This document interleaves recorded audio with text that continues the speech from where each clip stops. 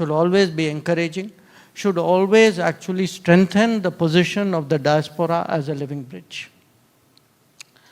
On the India-China issue, look, every country wants good relations with its neighbors. Who doesn't? But every relationship has to be founded on some basis. Now, in the case of China, our relationship has been difficult for a variety of reasons, including the fact that we have a boundary dispute. But despite the boundary dispute, over the many years, we actually built up a substantial relationship because we agreed that while we will negotiate the boundary dispute, both of us will agree that we will not bring soldiers in large numbers to the boundary, and we will never have a situation where there will be violence and bloodshed on the boundary. So this understanding, which started in the 1980s, actually was reflected in a number of agreements.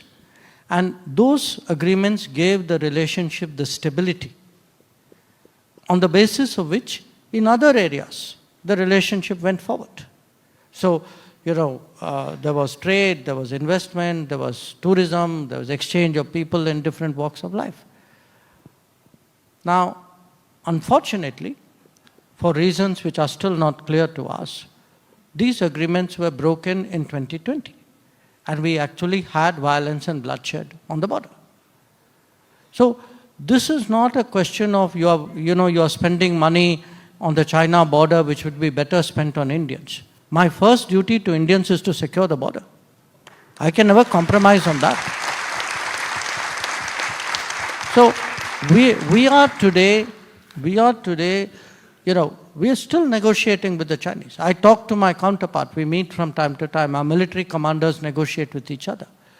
But we are very clear that we had an agreement. There is a line of actual control. There is a tradition of not bringing troops to that line. Both of us have bases some distance away, which is our traditional deployment place. And we want that normalcy. So that normalcy, that return to where we are in terms of the troop deployment will be the basis for the relationship going forward. And we've been very, very honest with the Chinese about it.